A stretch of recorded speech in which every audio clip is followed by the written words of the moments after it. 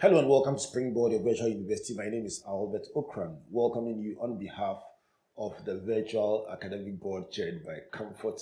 Springboard is brought to you by the Springboard Ratio Foundation in partnership with the Multimedia Group and proudly sponsored by MTN Pulse, the Enterprise Group, UNB Bank, with support from the graphic business. This is your most inspirational show and the point of convergence for the greatest minds. Over the past couple of months, we've been traveling this journey, exploring the top 10 principles of mentors from various fields. We've deliberately scanned the environment and chosen mentors from business, academia, the arts, different fields of endeavor, just to give you a flavor, the sense of what has driven them to achieve what they have. If you've been following this series, you've had Moses K. BaIden, Professor Audrey Gadzekpo, Daniel Ogbarmey Tetteh, Dr. Opoku Ware Ampomah, James Ebo Whyte, Bishop Patricia Sappor, and Professor Florence Dolphyne, and last week Adiki Ayitevie. Tonight, I get to interview the Vice Chancellor or the former Vice Chancellor of my alma mater. So I must be of very good behavior today, because the person I'm about to introduce has a name symptomatic with statistics, Legon, and Achimota, and that makes you very, very curious. Professor Ernest Aryeetey, former Vice Chancellor of the University of Ghana and the board chair of the African Economic Research Consortium. Prof, good to see you. Thank you very much. Thank you. Thanks for joining us on my top 10. I mentioned that you have three things that I would typically associate with your name. The first one is statistics. The second one is Legon, which I hold very dear to my heart, Legon. And then the third one is Achimota. I am not an Okra, but I'm married to one. If I don't mention this, I can't go home. So I need to mention that. Well, you're a lucky man. Oh, that's what they say. Until they find out that she's rather lucky to have married a handsome boy. Prof, let's talk about statistics. It's been a very interesting period of our lives, and we are finding out now much more than ever that we need data for every single thing that we do. But for you, it's been your life all along. How big, from your perspective, is statistics in the life of the individual, the nation, the church, the community, everyone? Yeah, thank you very much. I began my academic career at ISA, which is the Institute for Statistical, Social, and Economic Research. ISA basically became the unit established between the University of Ghana and the Ministry of Finance for ensuring that there was always enough well-analyzed data to guide economic policy making.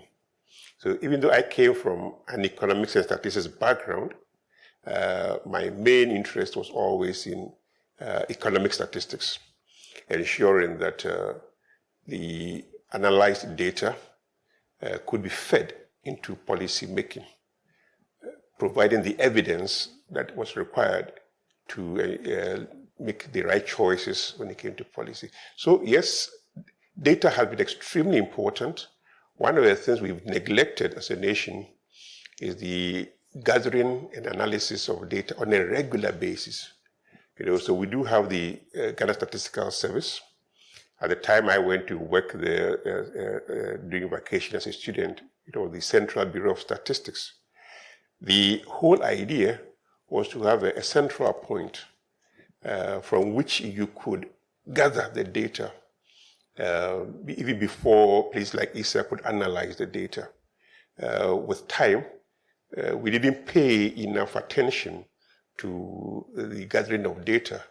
And so by the time we began a lot of the reforms of the 80s and 90s, we didn't have enough data, enough good data to guide the process.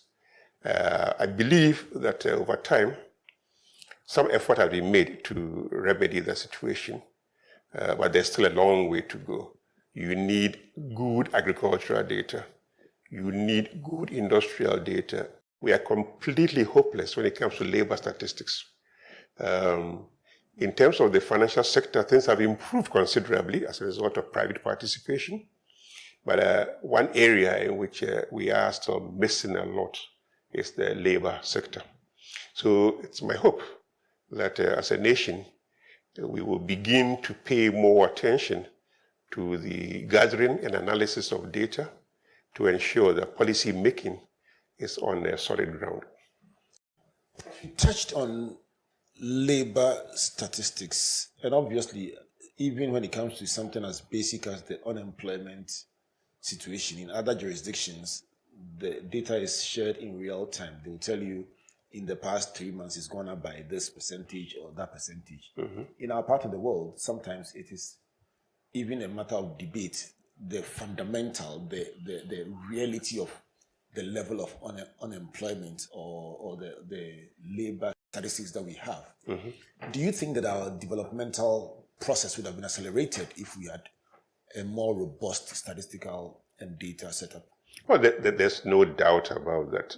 We need to have a structured and regular way of gathering any type of data. So it must come to you in a very consistent manner, whether it's a daily or weekly or bi-weekly and so on. So in the absence of that, and in the absence of a good institution for gathering labor statistics, you're going to suffer. And that's what we see. So almost everything that you provide in terms of jobs and employment clearly is debatable. It's debatable because of how the data was arrived at, how it was analyzed, who did it, and so on. So yes, we need to put our house in order when it comes to gathering data. So we can talk about labor statistics. We can do the same for industrial statistics. One of the problems that we face is the difficulty of bringing informal activities into the formal data gathering. Many of the activities that we are interested in as a nation when it comes to industrial transformation, many of those things are done informally. No records are kept. That makes it even more difficult. So you have a structural problem when it comes to discussing what the true situation is in terms of industrial development, labor associated with it, and agriculture. We need to do something about these things if we are serious about policy making using evidence. It's obvious that when it comes to the informal sector, I've been trying to calculate any kind of data when it comes to the people who are doing tailoring under some tree, the kayai, those driving the aboboya. It's sometimes very difficult to even, because I presume that a good national ID system, residential address system, and a few fundamentals will be key to even being able to collect data. That must be a very tough assignment. Oh, definitely. I mean, there has to be an incentive for people to want to regularize their activities. I don't think we've created those kinds of incentives yet. So long as we haven't made the effort or enough effort to get them to want their activities to be known and captured formally, it's going to remain a major problem for us to resolve. Most of what we will say about the contribution of the informal sector to GDP, for example, is an estimate based on several things that may not be entirely accurate. So it's always a matter of how far you go in determining those estimates, how far you go, the extent to which people are willing to disclose information. Very possible that some of the information that you're looking for might disclose their own liabilities in the manner that they do not want to disclose. So one has to be very careful. Whatever data you get, whatever information you receive, you have to treat it with a pinch of salt. Let me move on to the second area that I'm curious about. We'll come to your top 10, and I really am very eager to hear, but I can't get you and not ask about tertiary education. You made a significant contribution as Vice Chancellor of the University of Ghana. And let me ask you, I grew up knowing only three universities, Legon, KNUST, UCC. And those were the only three available. At that time, you couldn't even conceptualize the idea of private participation and the plethora of universities. Fast forward, how many years do you think that over the past couple of decades we've made progress in the area of tertiary education?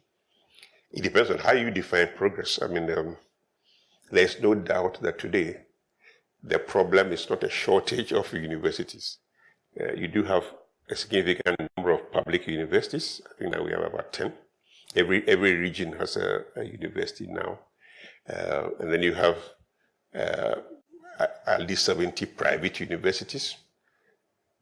The situation today is, as you said, vastly different from what it was a decade ago, or a little over a decade ago. But there are still challenges. There are still major challenges with higher education. There are challenges with respect to the quality of what you are getting from your higher education system. We do have some very good universities in Ghana, and we do have some horrible universities in Ghana, and it's important for us to understand that. That's what comes from not properly regulating them. That's what comes from not paying enough attention to the standards. There's a lot that one can say in terms of how the regulatory regime has been handled. There's a lot one can say about the attitudes of the institutions themselves. There are many people involved in higher education who, in my view, have no business at all trying to deliver higher education. We haven't paid enough attention to research.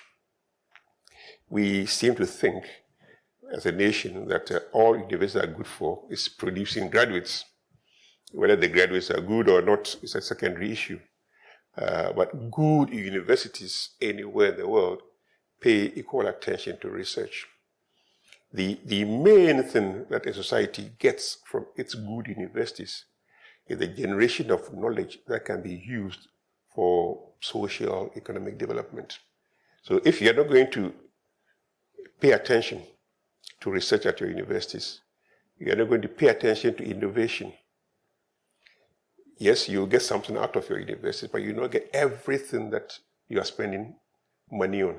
We do spend quite a bit of money on public universities in Africa, but because it's not properly directed, it's not properly guided, you only get a part of what universities are capable of. And that's one of the things one should change. And yeah. There's quite some significant mistrust between tertiary educational institutions and universities and the regulated accreditation board. You always hear them complaining about the iron fist that the accreditation board has. So it's interesting that you think that the accreditation could be even better or stronger. Yeah, better does not necessarily mean stronger. Right. You got to, when you are regulating higher education, it's something that pays significant attention to quality standards and putting in place structures and arrangements that will maintain those standards. I don't think that in our processes here, we've paid enough attention to that. I'm not sure that the people we have put together to manage the regulatory processes were necessarily the most appropriate for that. I'm not sure that the governance arrangements that we put in place have been the best. But all of these things, one would say, you can improve with time. You can improve them with time. One argument that I heard come up is that the institutions being supervised felt or sometimes feel that the supervising institutions could possibly be seeing them as competitors and therefore will stifle their innovation. Would that be a fair conclusion? you can't generalize that. I mean, I saw a bit of it in my time. I saw, I wouldn't say competition. The established public universities, I don't think they worried about competition in that sense, because they had the people, they had the history and reputation. If they had anything to worry about, was with the loss of staff to the new institutions. When it comes to students, I mean, there are large numbers of people looking for education, so you are not likely to deny them of their fair share of good students. The biggest concern that they had was that their staff would leave. But in my experience, many of the people from the public universities who went to teach in private universities seldom resigned from the public university, because they knew what benefits they had, which could not be matched by the private universities.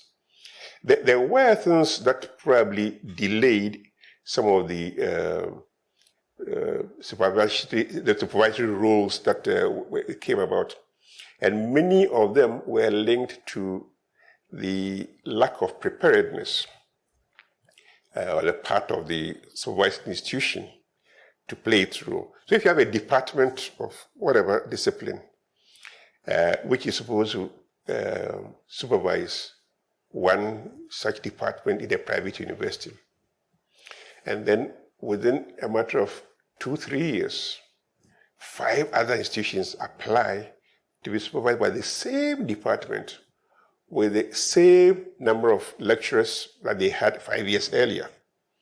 Clearly, they're going to be overstretched. But because the university was going to make some money from the fees to be paid by the supervised university, they would agree to do it. And that was, for me, often a certain bone of contention between the vice chancellor and departments that were agreeing to do something that they were not equipped to do.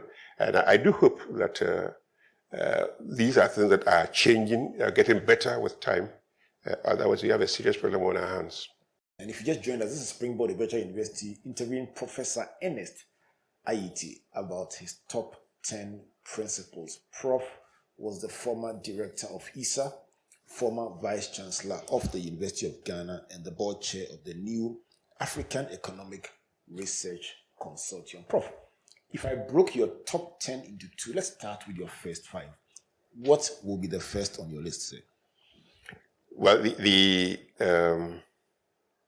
most important thing for me, for anybody who aspires to be a leader, is that you must be committed to solving problems.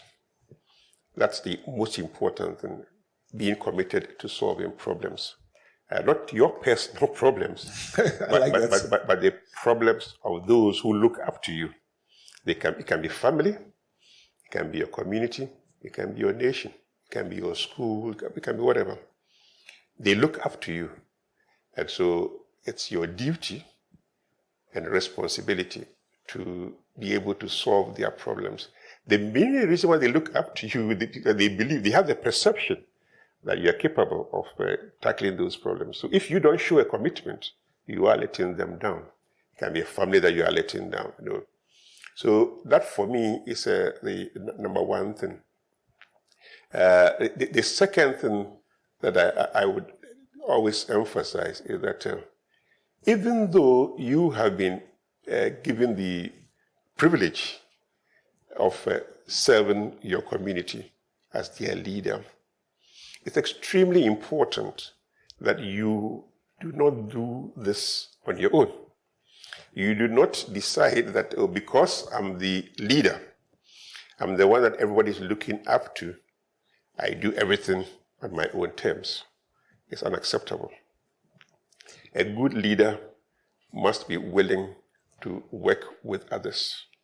A good leader is the one who is able to put the thoughts of many different people together.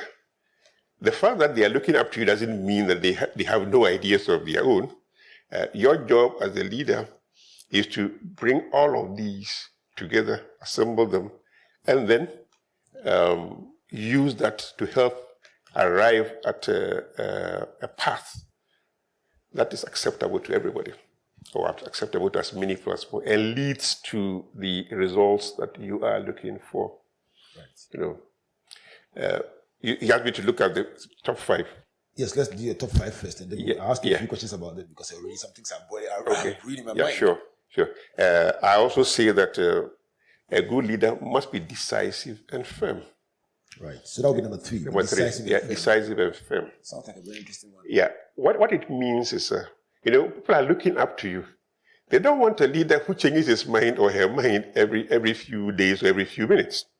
Decisive and firm.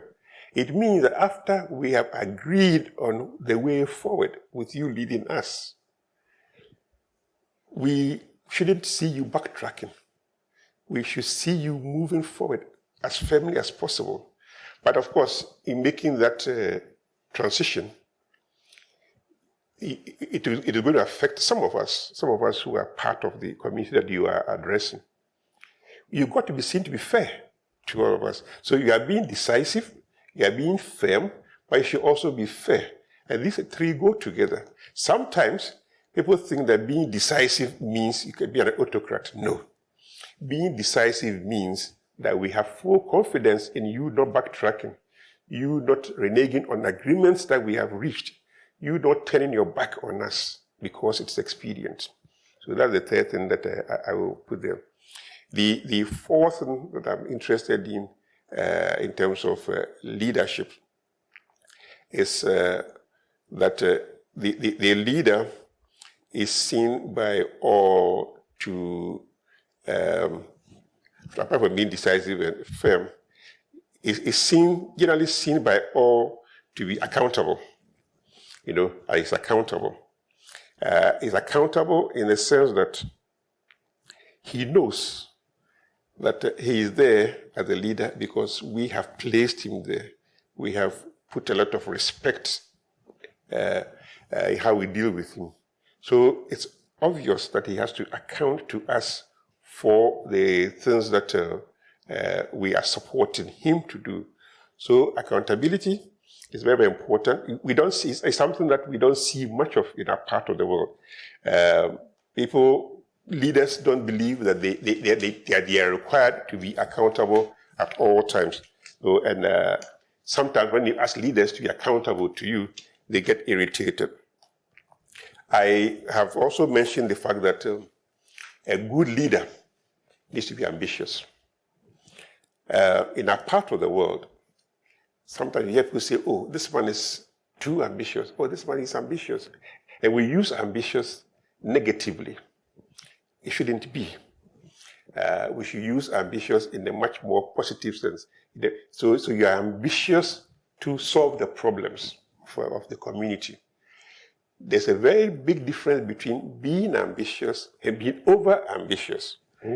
So when somebody is over-ambitious, he or she is not able to estimate what they are capable of doing.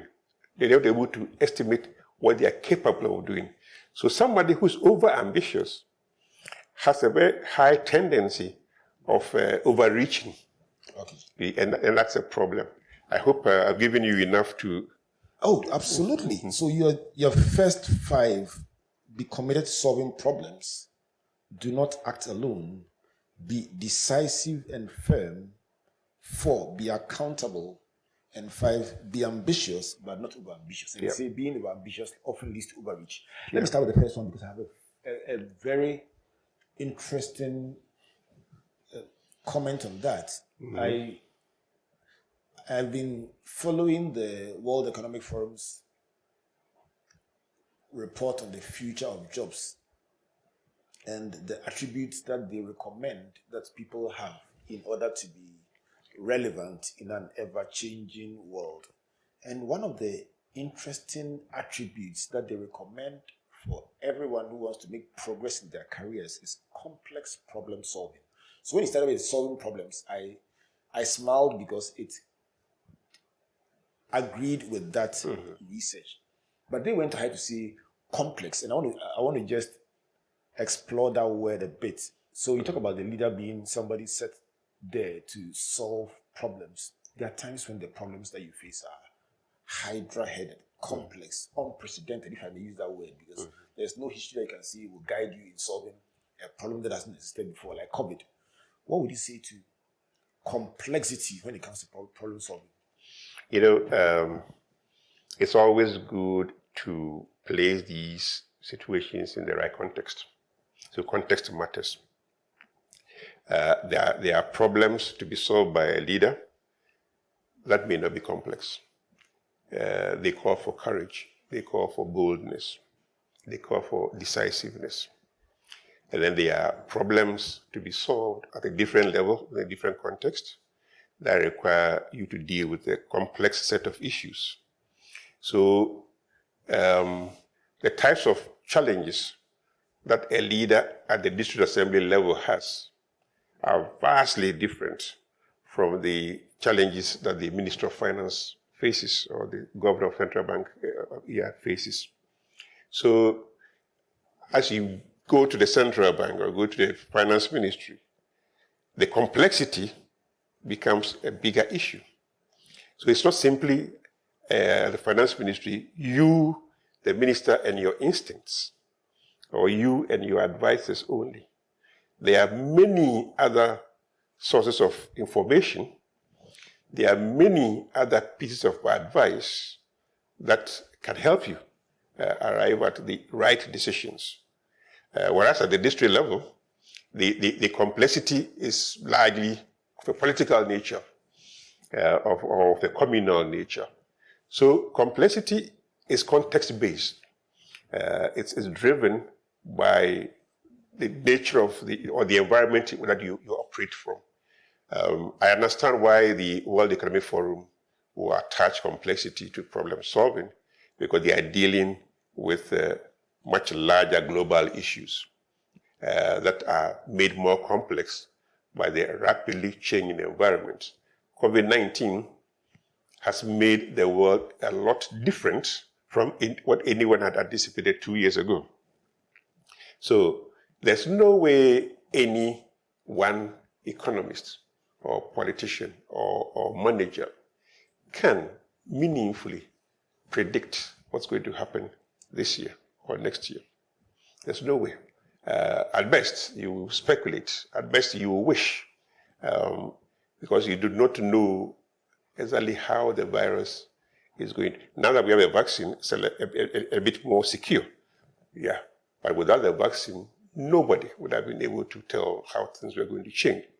That's where the complexity. So anybody who was in the position of a leader trying to push economic decisions forward was really fighting huge odds that were stacked heavily against him or her.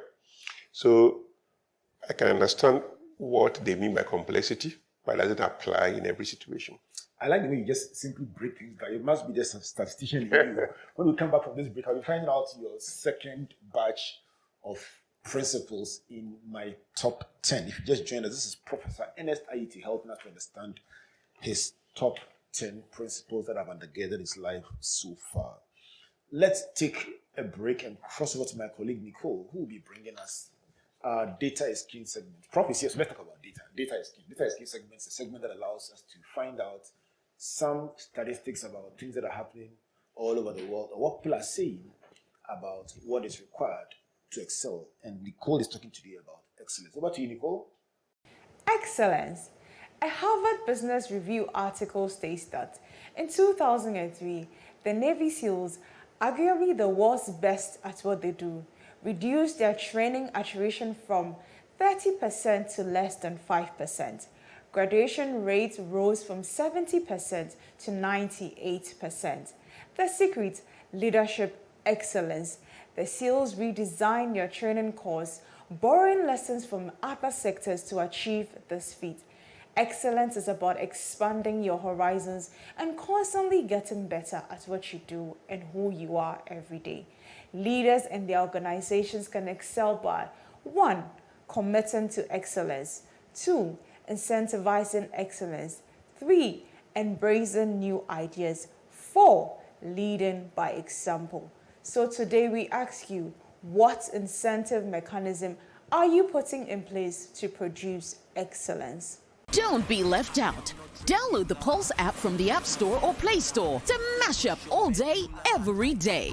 You can also enjoy more mashup. Just buy the new Mega Bundle and get 3 gigabytes data, extra 400 megabytes for your social apps, and free MTN to MTN calls every Monday. So go ahead, feel the pulse on MTN Pulse. Just be. We're good together. Everywhere you go.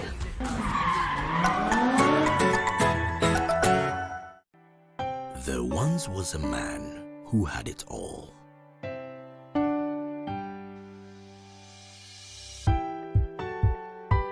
He had skill, he had charisma.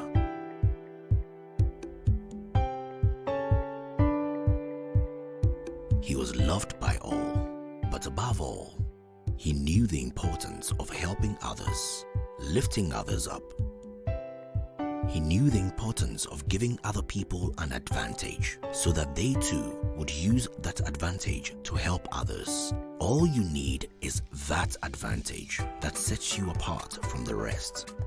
And when you discover that advantage, life's challenges don't seem so daunting anymore. That's where we come in. Enterprise, your advantage.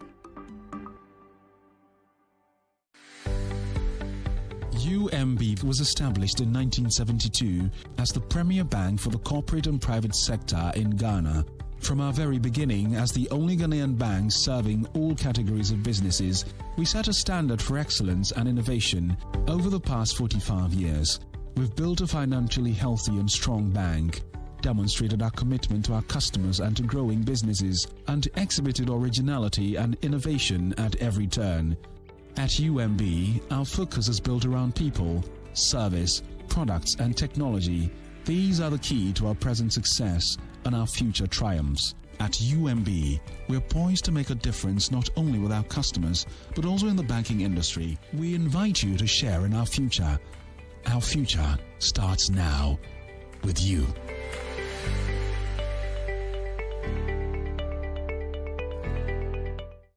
Welcome back to Springboard Virtual University. Today, having the privilege of hosting Professor Ernest Ayitevie sharing his top 10 principles with us. He shared so far: 1, solving problems; 2, don't act alone; 3, be decisive and firm; 4, be accountable; and I love the 5th one, be ambitious but not over-ambitious. Prof, we'll continue with your remaining 5. And I know 10 won't do enough justice to your preferred principles that you've learned over several years of hard work. But as a matter of interest, Nicole was talking about leadership excellence. Would you comment on that? Oh, yeah, definitely. I mean, everybody's looking up to you. So excellence in a leader refers, for me, to your ability to solve those problems. When and how you do it, So it's largely reflected in a good leader being able to inspire confidence in other people, because he or she is able to get the best results, and everybody sees that these are the best outcomes that we could have had. So I agree completely with the idea that the excellence is what, and indeed, if you look at what you said about the universities and so on, it's all about bringing excellence to what they do. Yeah. Wonderful. Let's go to your point number 6, Prof. The point that I would like to make is they need to be prepared always for the unforeseen. Prepared always for the unforeseen. When you are in leadership, you are always going to encounter things changing in an environment where you may be operating, but you didn't foresee those changes. Right. And when they occur, if you are not careful, if you're not a good leader, you get overtaken by those things. But that shouldn't happen. You should have a way of dealing with them. So you have to think on your feet. A good leader thinks on his feet or her feet. quickly, let's do this, let's do that, in reaction to. One of the things I learned when I became Vice Chancellor, I learned it from my mentors. I said, leadership as Vice Chancellor is a very, very lonely proposition. It's a very, very lonely proposition. There are always people who believe that things should be done different from what you had prepared for, different from what you had anticipated. And you've got to find a way of dealing with them. And that becomes, if you're not careful, it absorbs you completely. You spend all your time trying to second-guess people. You want to be able to do what you are there to do. At the same time, you don't want these people to distract you. And so it becomes a matter of balancing. And so how do you, in this very difficult environment of people always undermining you second-guessing them, and yet being able to survive and achieve the main things, without losing focus. If you're a bad leader, you spend all your time chasing your so-called enemies to try to get rid of them. No. How did you find the balance? How do you find the balance? How did you find it? By preparation. You walk into a meeting, you are bringing proposals to the meeting, whether it's the executive committee or academic board, you are bringing a proposal. One thing I did a lot of as a Vice Chancellor, I always had a proposal. A proposal to move things forward, a proposal to let's change the course system, let's change the residential arrangements, I always had a proposal. And I always knew who would stand against it and for what reason. And so I prepared for that. How were you able to tell? Is it anticipation? Oh, anticipation, yes. You know from experience where they stand on certain things. You know from experience that their objections to the things they are going to propose will be driven by religion, driven by ethnicity, driven by school, driven by party politics. You know it. So you know, for example, if you are going to propose something that is going to make the government of Ghana uncomfortable, supporters of the party in the room are not going to take kindly to it. It doesn't mean that the proposal itself is bad. For them, more important is, will my government be comfortable with this? If they think no, they will move heaven and earth to undermine it. So you do your homework by finding all the answers to their counter arguments. So they say this, you say that. They say this, you say that. Because you are prepared. And you make rational, logical arguments in support of what you are. They get tired and they leave you alone. Will there be instances where, in spite of your good intentions and your research and your proposals, the overwhelming numbers of people who may have counter arguments would overrun, overrule? Oh yeah, I mean, there will always be that situation, and you got to, if you are going to propose something that by all indications, the majority of the people in the room are going to, don't waste your time, don't do it. Don't do it. It's a waste of time. Don't bother. Not even for posterity. No. They know where you stand on it. But the last thing you should do as the leader, chair the meeting, is propose something that is going to be turned down. You should do your homework and know that this thing will be turned down, so I won't waste my time with it. Does doing your homework sometimes involve canvassing the support of precisely? People So instead of going there for it to be turned down, you find ways in which you can lobby people to understand. Some of them will tell you, I agree with you, but if I do it, I'll get into trouble with my people. So there's nothing that stops you from, as a leader, from going to see his people or her people and talk, hey, look, we're going to do this, and just leave your man alone. Don't hold him. Oh, don't worry. But sometimes their fears are not even well-grounded. Sometimes they are afraid that the party functionaries will be upset with them. It's not true. So you also do your homework there. There are many, many things. So you can't limit yourself in terms of horizon to only the campus or the institution that you are dealing with. You've got to be broad-minded. You've got to build your own allies. You got to find allies everywhere. I'm enjoying this. You can find allies among students. You can find allies among your colleagues. You can find allies in government. You can find civil servants who will be your allies. So being able to build a large cross-section of allies is extremely important. That's why I said at the beginning, don't do things alone. Before you move and say do something publicly, you should know that your back is covered. If your back is not covered, you're wasting your time. Sounds almost like Alexander the Great. So, Prof, I mean, just to summarize what you just said, you're saying that it probably would be a bit naive to be restricted in your perspective to only the academic side of things, and that a leader, even in the academic space, must be nuanced enough to understand the political, the ethnic, the religious pressures that can be brought to bear in decision making. Yeah, sounds interesting. Well, I can give you several examples of how I don't know if you remember in 2011, I'd been Vice Chancellor for just a year, and we had built 4 new hostels at the university using borrowed facilities. The conditions under which the structures have been put up, the conditions required us to charge students higher rents for using the facilities than they were paying traditionally. Of course, there were proposals for these rents that had been made long before I became Vice Chancellor. Of course, when we started, the students basically voted with their feet. They refused to go there. So we had finished these 4 big hostels and they were empty. And I came up with the idea, okay, so why don't we fix the traditional halls, improve the conditions there significantly, so that staying there or staying in the new hostels, you don't have a very different experience.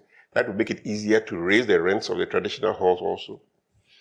So the residence board proposed rents to be charged both in the traditional halls and in the new hostels. So the proposals came from the residence board of the university. I don't sit on the residence board. We discussed this at the academic board. We accepted it. We moved. As soon as we moved into this huge uproar in the nation, students were demonstrating. I was in Tamale, visiting the adult education people there, when I saw on TV huge demonstrations in Accra, placards, Ayitevie must go, Ayitevie must go, And I was just thinking to myself, Ayitevie must go where? Ayitevie has only just arrived. So where is he going? 1 year into your... Well, I wasn't bothered. I mean, I knew I had done nothing wrong, and I knew the procedure for removing, and this wouldn't qualify anyway, so I wasn't bothered. I was extremely surprised when I returned to Accra over the weekend, and I called a meeting of senior management to discuss what had happened before going into a press conference to explain to the public our response to the demonstration. When my colleagues on senior management met me on Monday morning at 9 o'clock in my office, not a single one said, Mr. Vice Chancellor, we are sorry for what you've gone through. Not one person said, we are sorry for what you've been through. Ayitevie must go. All the newspapers, the whole weekend, everything was about Ayitevie must go. And nobody among my colleagues, you all knew how the decision was taken. You knew it didn't originate from me. It came from you. And yet, I was being hounded, and not a single... That's how lonely leadership can be. You see, when things go bad, you are alone. It's Ayitevie, you must go. You see? But when things are going very well, you see on the university's intranet, oh, we've done well. UG is doing well. We are congratulating ourselves. We all must. Yes, everybody takes credit for the glory. Everybody is happy to be associated with the University of Ghana for a wonderful thing. When things go bad, it is him. You know, so that's how you, as a leader, you prepare for that. Right. You prepare for that. You know, they'll say Ayitevie must go, but you should also know the conditions under which Ayitevie can go. You see, so when they say Ayitevie can go, tell them Ayitevie is not going anywhere. I tell the students Ayitevie is not going anywhere. I used to jokingly, if I still do, if it was possible for the government of Ghana to sack Ayitevie, I would have been sacked at least on 5 different occasions. Wow. And it is because people realize that sacking a vice chancellor is not that easy. That's why they are trying to change their laws to make it easier to remove a vice chancellor, because it doesn't suit the political elements. You know, if you have an Ayitevie who behaves like Ernest Ayitevie did, it becomes expedient for any government to get rid of him. And they realized they couldn't. And so they want to change the laws to make it easier to remove vice chancellors. Hence that obnoxious public universities bill that has been around. This is Springboard Virtual University. Very interesting conversation with Professor Ernest Ayitevie, sharing his thoughts in his top 10. And the point that attracted all this interesting dynamic is the point about being prepared for the unseen. Just as a matter of interest, you mentioned your mentors. Who are your mentors? Many people look at you as a mentor, so to hear you say your mentors. I mean, I had many different people who have, through conversation, through interaction, guided me in the, long before I became Vice Chancellor. I used to engage in very deep conversation with the Professor Sappor. Wow. Yeah. He used to talk. He didn't know I was going to be a Vice Chancellor, but he used to talk to me about how he ran the university as a Vice Chancellor. He used to tell me about how to conduct an academic board meeting. He talked to me about his role at the University Council. So by the time I became Vice Chancellor, I knew what was expected of me as a result of those conversations. In fact, when the student demonstration occurred in August 2011, the first person to call me to commiserate with me was Ernest. And he said, let me tell you one thing. Now that the students have gone, you can be sure that the staff will also go to the demonstration. And I tell you, within 2 weeks, there was a demonstration by staff. Experience. Yeah, precisely. There was some kind of competition. These people have done it, so we should also do it. So I learned those things from Ernest. We quite recently buried Professor Samuel Wood, who used to be at the business school. Professor Wood taught me the basics of decision making. When you run a public institution, that you are accountable. You are accountable to those who put you there. You are accountable to those who you represent. And so when you're taking decisions, bring them into it. He always said to me, there'll be those who will provoke you. Never let them see that you are annoyed. And try and hide your anger. Professor Wood would tell me, hide your anger. When you get the chance to tell them on a one-on-one basis, you tell them that they disappointed you. But don't let the meeting see that they've managed to upset you. Wow. You've run out of time, but let's take your 7th point. The important point that I make is that as a leader, you must be confident. You must exude confidence. But at the same time, you've got to learn not to be seen to be overconfident. This is linked to my earlier point about ambition and not being overambitious. You also be confident, but not overconfident. They are two different things. When you are overconfident, you begin to lose sight of things happening around you because you are so confident, you think everything is going to go your way. No, be confident.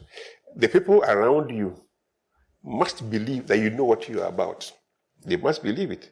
And you should also show that you know what you are about. You can show that confidence by making very solid arguments. So preparation is always important. Your confidence comes from the fact that you are well prepared. It's like a student going to examinations. I like that. You're a student going to examination.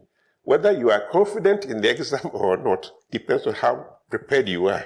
So your confidence is derived from how much preparation.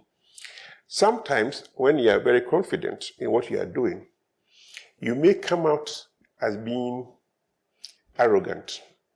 You may come out as overconfident, not caring about other people's views and so on. So it's important that even through your confidence, you show modesty and humility. Right. You show modesty and humility. Yes, I have thought through this. Yes, I believe this is the right thing to do. And yet, I'm willing to listen to you. I'm willing to listen to you. Let's have a discussion. Let's have a discussion. If you manage to convince me that what I'm proposing is not the best, I'm happy to take on board yours. Right. And I'll be happy to announce to the whole world that you are the one who put us on this path. That is what a confident leader does. A confident leader is not afraid of somebody taking the shine from him or her. You know, when you are confident, you can assign or you can acknowledge the contribution of people without you losing your shine. And I like the contribution that the acknowledgement of Professor Kopam. Precisely. Professor Wood. Yeah. Let's go on to number 8. Your 8th point. Yeah.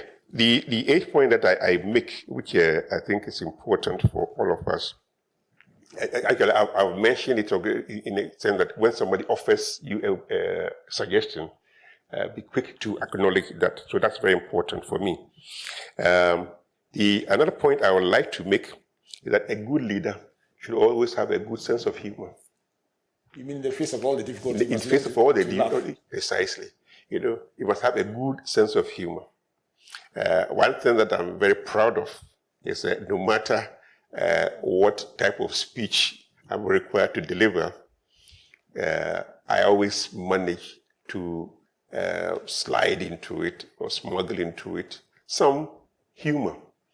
You know, even in the face of difficult meetings, you know, a little bit of humor to make even your enemies laugh. You know, when you get your enemies to laugh, you deflated them. You know, by laughing, some of the anger that they have harbored against you dissipates. You can't laugh and still be angry. You know, so a good sense of humor, used at the correct time, used in a manner that makes people relax, is something that every good leader should harbor. You know, I see too many leaders around who are overly serious. They are so serious that you are afraid of them. You begin to think that they are not human because of how serious they are. It's important that you use humor to show how accessible you are. If you're a vice chancellor and students are afraid of you, it's no good. It's not good at all. The students should not be afraid of you. It doesn't mean that they should disrespect you, but they shouldn't be afraid of you. They should be able to listen to what you say and discuss it. They may disagree with you, which is fine. It's normal. They can disagree with you, but they should not be afraid of you.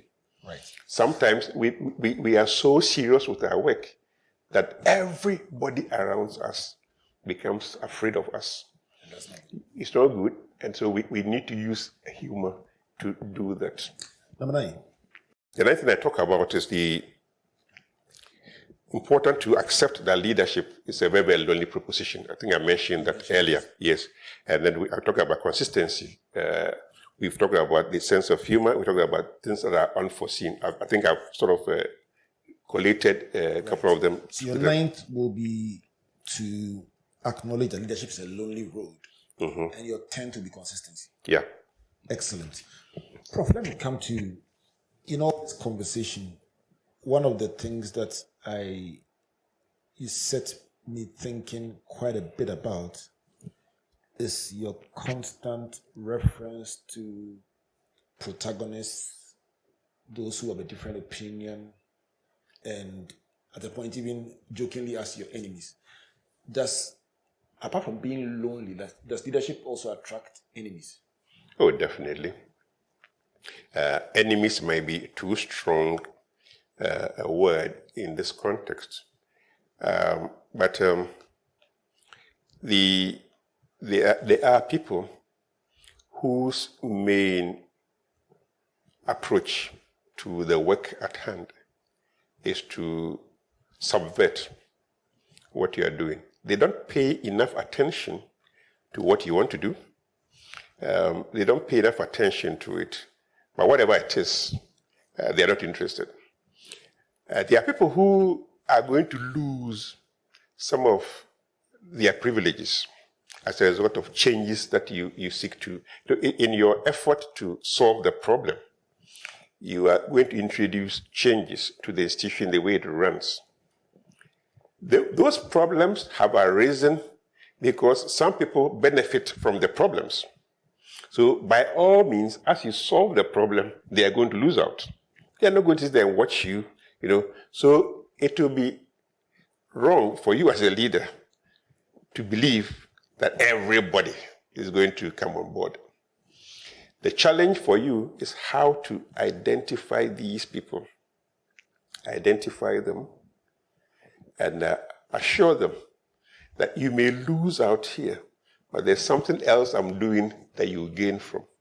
So don't worry too much. That's part of taking. That's part of it, precisely. I will come back to you on the last point about actually what I promised you. So I'm going to ask you about all students associations and how beneficial they can be to our education. But if you just joined us, we've had a wonderful hour discussing with Professor Ernest Ayitevie, former director of ISA, that is the Institute of Statistical, Social and Economic Research, former vice chancellor of the University of Ghana, and the board chair of the African Economic Research Consortium. Prof has been sharing his top 10 with us, and as is our custom on the show, you can't sign off without asking you to tell us which one is your favorite.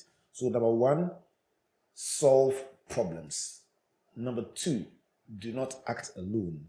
Number 3, be decisive and firm. Number 4, be accountable to those you serve. Number 5, be ambitious but not overambitious. Number 6, be prepared for the unforeseen. Number 7, exude confidence and yet remain modest.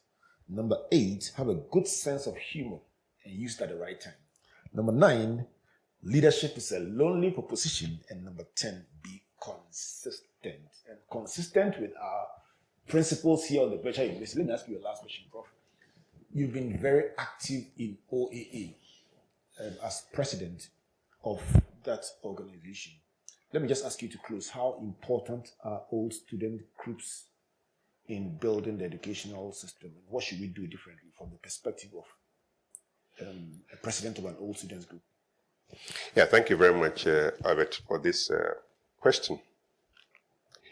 There's no doubt in my mind that for some schools, especially the older schools that we have, the older schools that have a large network of old students, without them, the schools will have a lot of difficulty with capital projects. Without them, the schools will have a lot of difficulty with maintenance. And without them, the schools will have a lot of difficulty with innovation. So they are important. I can show you schools in Ghana where more than 70% of all new investments made in the school over the last 10 years have been made by old students associations. So they are important to the schools, and nobody can deny that. Sometimes I see people trying to deny that, but it's not true. These are very, very important. It varies from school to school, but the significance is quite widespread.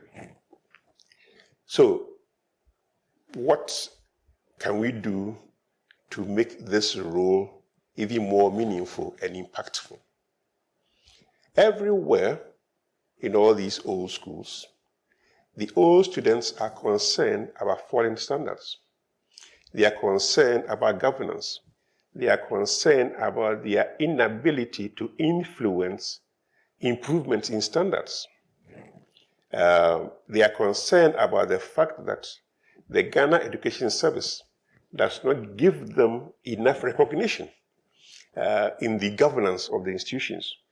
Even though they are represented on the boards of governance of these institutions, the structure that is maintained when it comes to pre-tertiary does not make their voice quite significant in there. So last week we had what we call a town hall meeting, and here I am trying to sell to younger Akores the need to contribute, to give back to their school. And they asked me questions like, how do we give back to a school when we cannot influence how that school is run? How can we can't influence the curriculum, we can't influence the teachers, we can't influence anything. So why should we give? My response has been, we will try to resolve all of these so that when you put $1,000 of your money into Achimota School, you know exactly how that money is going to be used and accounted for. You know exactly what change is bringing to the school, because we can do an impact evaluation of it with time.